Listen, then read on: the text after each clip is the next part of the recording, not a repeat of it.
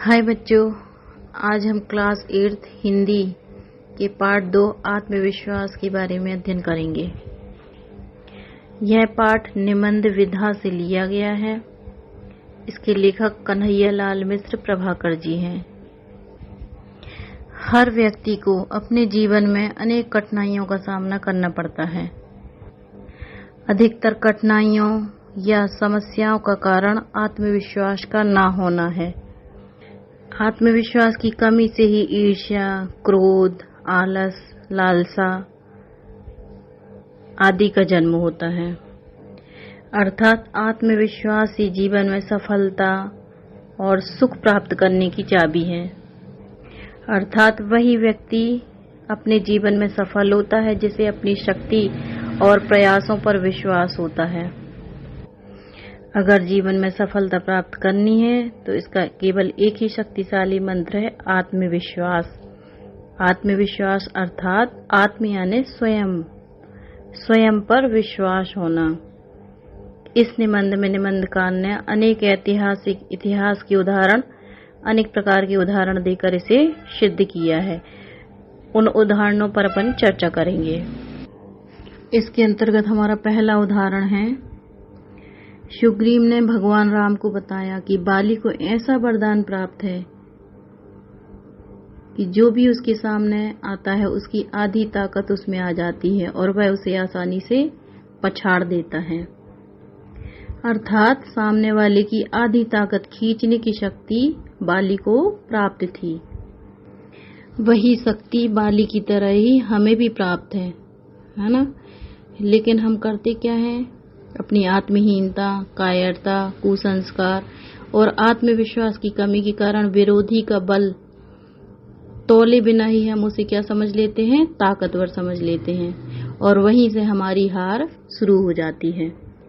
अर्थात यदि हम सामने वाले को ताकतवर समझ लेंगे तो हमारी शक्ति कैसी हो जाएगी? अपने आप आधी हो जाएगी और वह हमारी आधी शक्ति सामने वाले को प्राप्त हो जाएगी। लेकिन यदि हमें अपने ऊपर विश्वास है, हम अपना अगर आत्मविश्वास खोए ना तो हम विरोधी को आत्महीन कर सकते हैं और उसकी आधी शक्ति हम खुद ले सकते हैं। आत्मविश्वास की सबसे बड़ी दुश्मन तो दुविधा है। दुविधा एकाग्रता को नष्ट कर देती है, अर्थात आदमी की शक्ति को बांट देती है। यदि हम अपना आत्मविश्वास खोए ना तो हमें दुनिया की कोई ताकत परास्त अर्थात हरा नहीं सकती। इसे हम एक उदाहरण से और समझ सकते हैं। एक सज्जन थे, वे जंगल में अपनी पत्नी के साथ एक पेड़ के नीचे बैठे बातें कर रहे थे। बात करते करते उनकी पत्नी सो गई और वे उपन्यास पढ़ने लगे। अचानक उन्हें लगा कि उनके सामने से भेड़िया चला आ रहा है और एकदम से भेड़िए को देखकर कि खूंखार जानवर है, वे घबरा गए। उनने सोचा न विचारा और पत्नी को छोड़कर भाग खड़े हुए, है ना। कुछ दूरी पर उन्हें क्या हुआ, एक बंदूकधारी सज्जन मिल गए। तो उनने प्रार्थना की कि भाई चलो मेरी पत्नी को बचाइए, भेड़िया उसे खा जाएगा। जब वो शिकारी के साथ वहां आए तो पत्नी आराम से सो रही थी और भेड़िया टोकरी में मुंह डाले पूरियां खा रहा था। तब शिकारी ने बोला, कहाँ है भेड़िया? वे कांपते हुए बोले कि वह तो है सामने। और शिकारी जोर से हंसने लगा कि अरे वो तो कुत्ता है ना।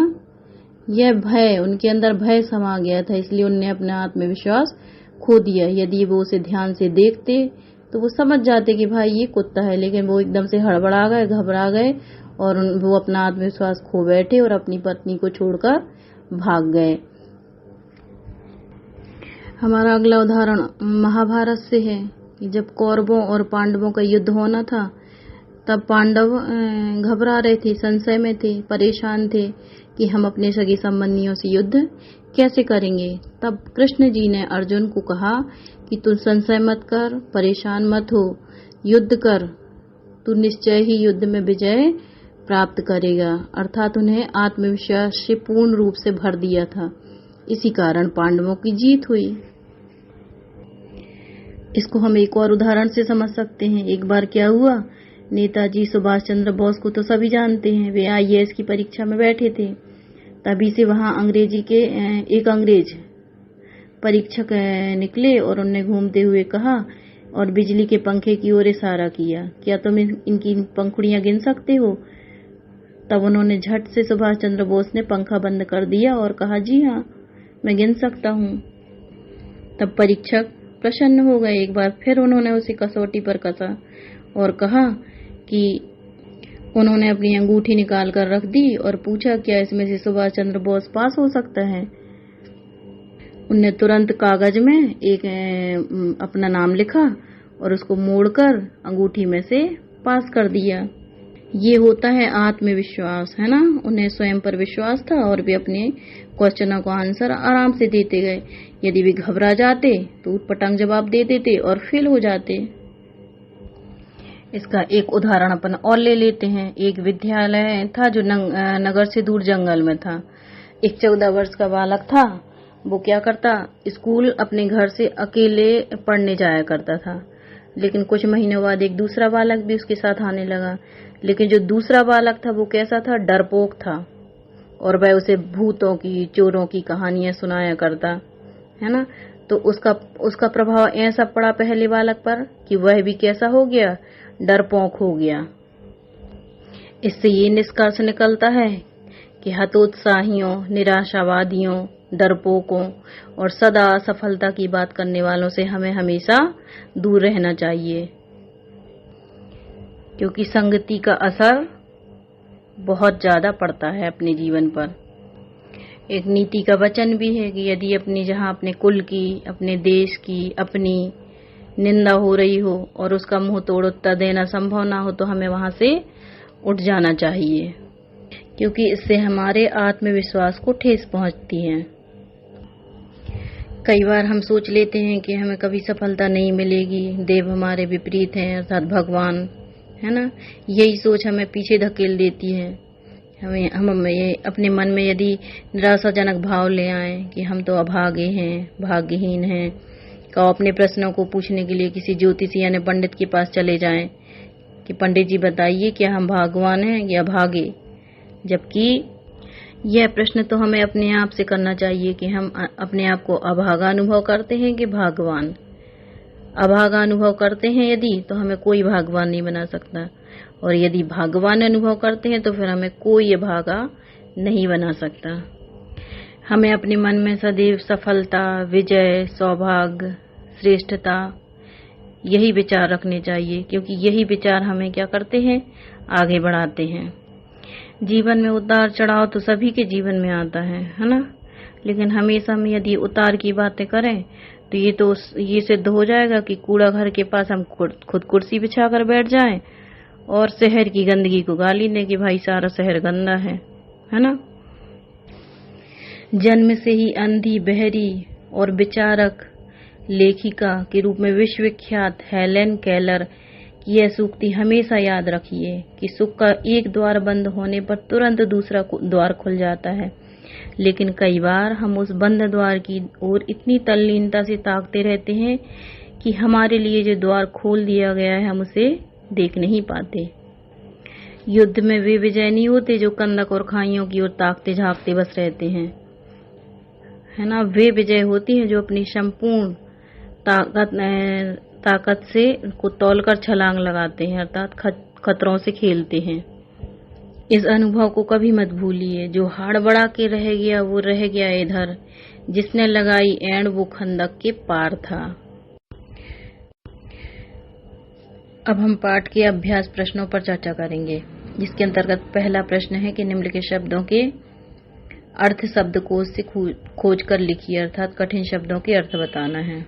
जिसमें दिया गया है पहला दुर्भाग्य, जिसका अर्थ होता है बुरा भाग्य, आत्महीनता, मन की हीन भावना, एकाग्रता, तल्लीनता, क्षमता अर्थात योग्यता, विश्वविख्यात, इसका अर्थ है संसार में प्रसिद्ध, तल्लीनता, किसी काम में दत्तचित्त हो जाना, अभंग, अटूट, सुगमता यानी आसानी, दुविधा यानी असमंजस, यथापूर्व यानी पहले की तरह, अविचल यानी स्थिर या दृढ़, सूक्ति यानी अच्छा कथन या सुभाषित, अखंड अर्थात जिसके टुकड़े ना हो सकें, अटूट,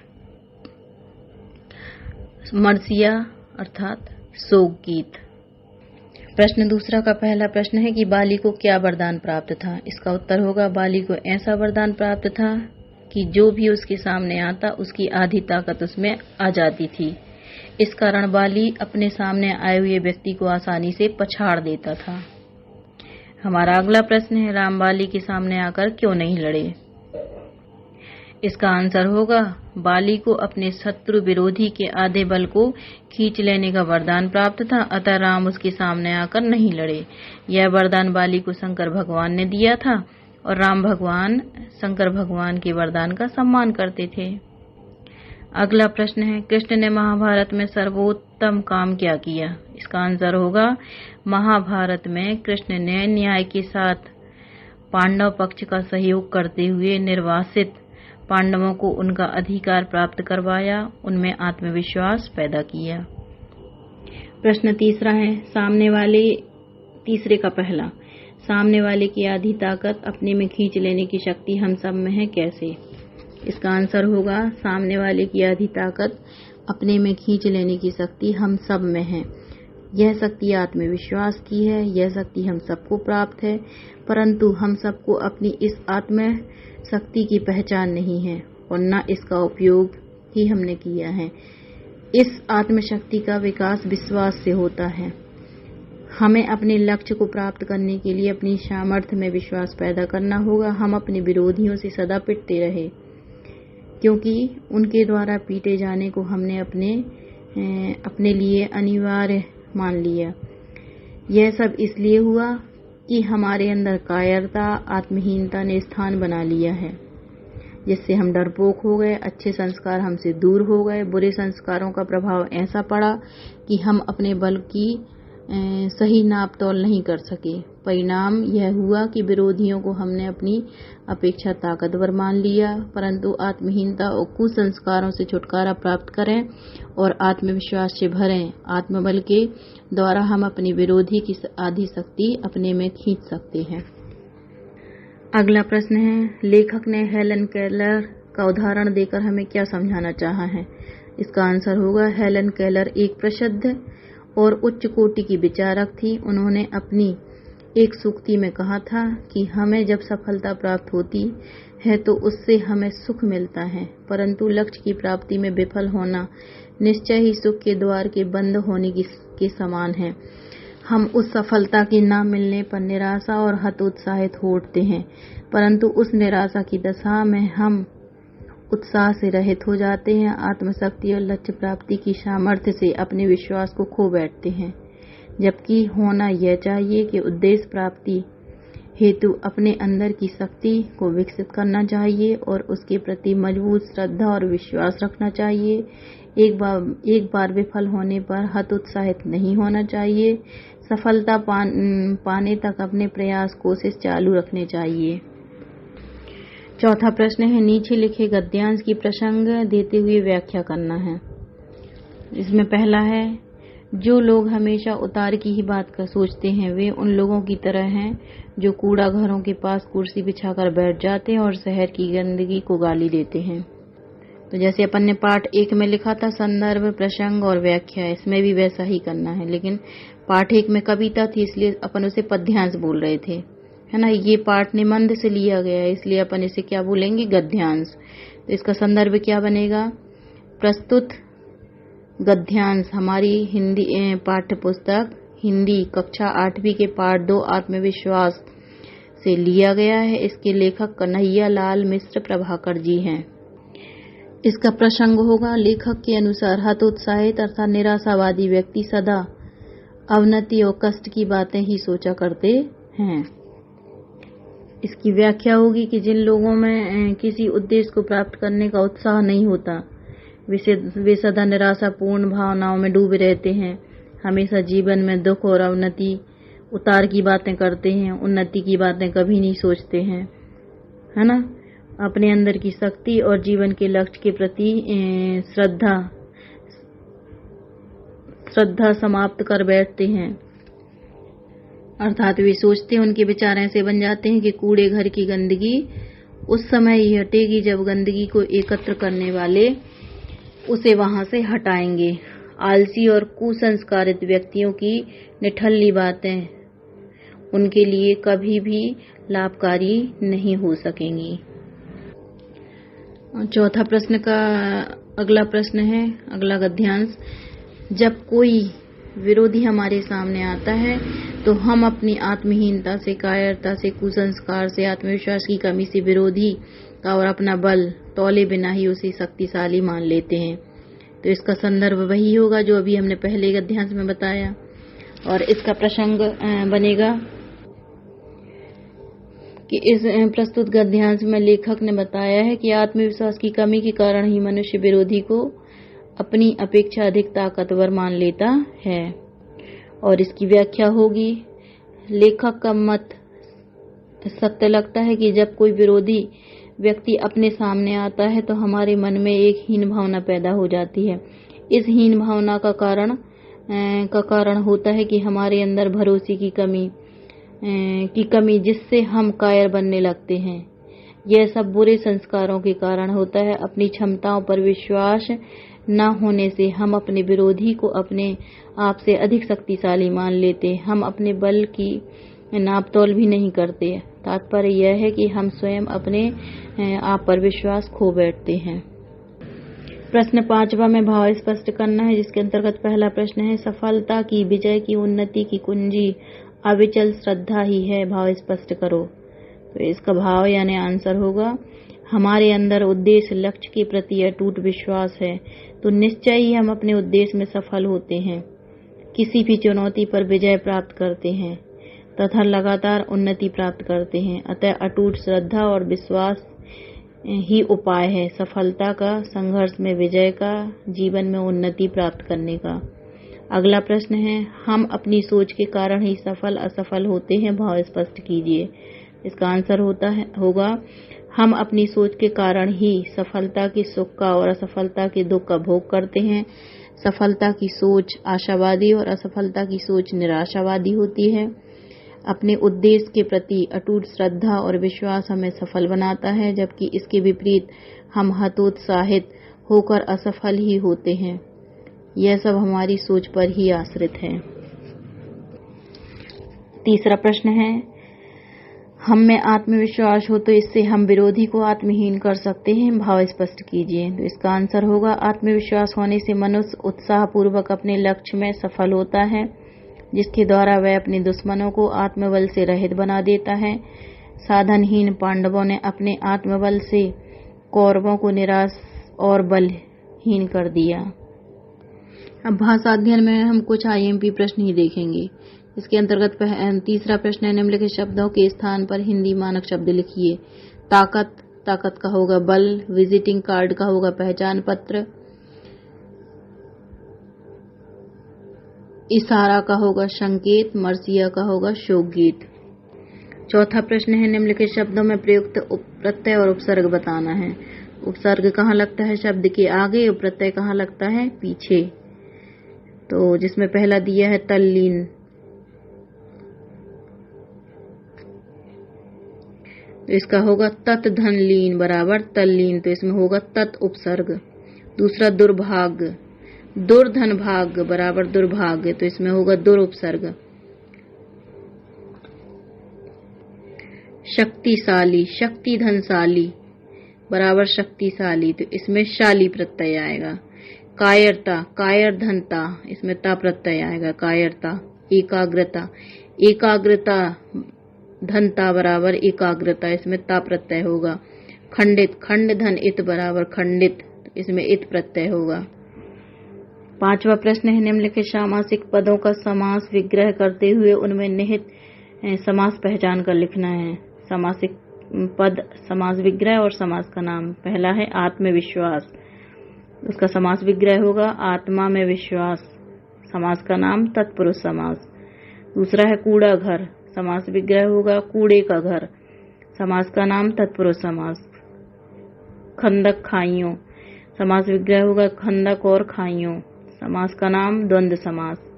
शक्तिहीन, समास विग्रह होगा शक्ति से हीन, समास का नाम तत्पुरुष समास।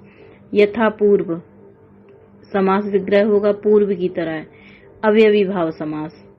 विश्व विख्यात समास विग्रह होगा विश्व में विख्यात, समास का नाम होगा तत्पुरुष समास। इसी के साथ हमारा अभ्यास समाप्त होता है। हमारे सभी वीडियो देखने के लिए आप हमारे चैनल को सब्सक्राइब करना ना भूलें व बेल आइकन का बटन अवश्य दबाएं। Thank you.